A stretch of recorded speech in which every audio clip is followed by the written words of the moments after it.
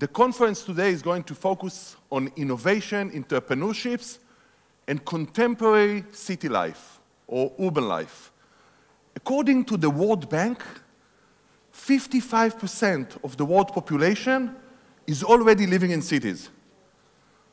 But the prediction is that in 15 years, 1.5 billion people will migrate to the cities and will have more than 2/3 of the world population living in an urban environment. That creates an interesting challenge to understand what are current city life, what is the current urban experience. When I grew up, and many of you in the room, the vision or the dream was about suburban life. Really making it in life meant that you live in a suburban area with your traditional family, the 2 kids, the dog, the cat, the garden. You have a solid job that you gained after you completed your university studies, and you're quite confident in your career path. You're very likely to plan for the future, long-term plans, and you save for pension. That was the American dream that we all learned what is living in urban societies. That's no longer the reality. Current urban life or city lives are very different. Younger generation, the millennials, are much more educated. However, they're expected to switch jobs every 2 or 3 years.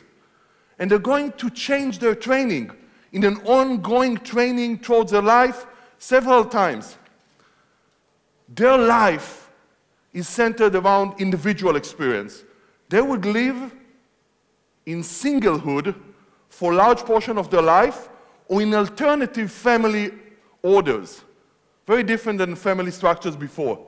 Most of them don't save money, and rather than living in the suburbs, they prefer to live in the city centers. In the most expensive cities in the world, they prefer to be in the center.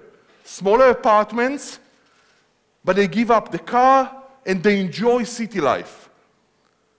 They are not excited anymore about collecting property and goods, but at the same time, they are in an ongoing personal branding campaign, online, in social media, through experiences. They report that they favor experiences than having another furniture that they cannot store anyhow in their rented apartments. They live very different life. And the fact that they live, very different life means that they need also different kind of solutions. But more important, they do have social awareness that no generation before had. Let me introduce you the term ESG, environmental, social, and governance.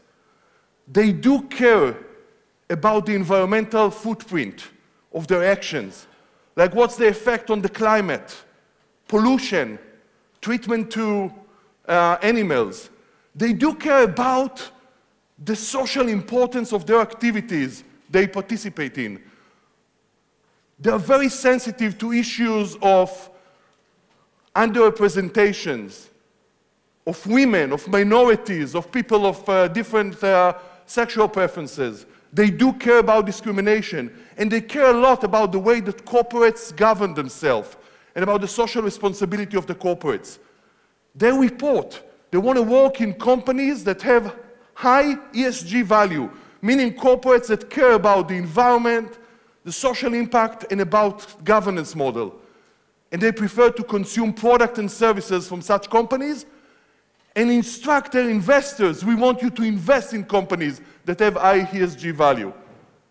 When urban life changes and the preferences of younger generation change, the ones that adopt trends and new products and new services, it's also a big opportunity. It's an opportunity for innovation and entrepreneurship that adapt itself to the urban life. That's not necessarily the kind of entrepreneurship that normally we talk about, which is deep tech or even tech-centered. It's not innovation around patenting portfolio. It's innovation that follows human behaviors and trends and try to serve them. This conference will cover this type of innovation entrepreneurship, the business model, the investments, but also the failure and challenges of this kind of innovation around city life. I'll give an example. Transportation in the cities.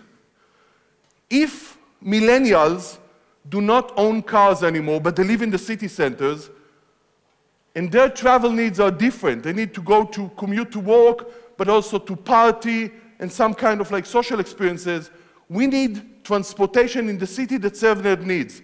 It's no longer the commuters from the suburbs to the city, but it's inner city transportation. We need micro-transportation solutions. But if also they have preferences for limited environmental footprint, we need solutions that echo their desire. So no surprise, solutions like bicycles, scooters, and shared rides is what they need. But also about living, housing. If they prefer to live in the city center, though it's the most expensive place, and if they report that loneliness becoming the main attribute of their life, we need housing solutions that accommodate their needs. So no surprise that vibrant real estate and property tech entrepreneurs reinventing housing in the city, reinventing community. We see now housing in small units for individuals, while many of the functions of living, like the kitchen and the living room and the working room, and even like the dining room, are served in communal setting. We see like the new communities that are formed around individuals in urban life. At the same time, city planners understand that employment life is very different. It's no longer large corporates and large settings. They understand it's many freelancers and temporary projects. It's many individuals that what we call are part of the gig economy. And also small entrepreneurial startups with small teams. And we're replacing the traditional approach about work environment. If traditionally we had industrial zones outside of the city, or we had like office compounds which were abandoned at night, now the new notion is of combined spaces. We believe to develop working spaces within the city centers that serve both the work but also the living and partying experience. It's all together. Alel. There's an understanding that the old zoning and planning that we had before, this zone is for industry, this zone is for housing, is no longer relevant. The inspiration now is for heterogeneous uses. We celebrate differences, we celebrate different experiences, different communities, different peoples, different backgrounds coming together. We do understand now that innovation, creativity, growth spark in such an environment. But let's also open up new kinds of entrepreneurship for real estate entrepreneurs and for property tech, this kind of new environment. Also about consumption. It's a very different consumption space. No longer large malls outside of the city where you need cars to get in. It's about actually small shops, local shops that echo to their values. And it's also about online e-commerce consumption. And all this needs actually to create like solutions like around delivery and around temporary delivery people and also frequent delivery times. Every product, 30 minutes to your food door. Just to wrap up, many new ventures correspond with the preference for ECG, like second-hand clothing shops online, or recycled 3D printing, or companies that focus on low environmental footprint, or meat substitute for the growing vegan community. All this becoming a business model. In this conference, we'll cover how investors recognize these opportunities and start actually investing in urban life. But the problem is that the business models and the evaluations are not yet well defined. We've seen that it's not enough about identifying a trend or excitement about a product. that's not a good predictor for the success of the company. We still understand that old models we learned in economy about unit economics, pricing, profitability still matter. And investors learn as they go how to invest and evaluate these companies.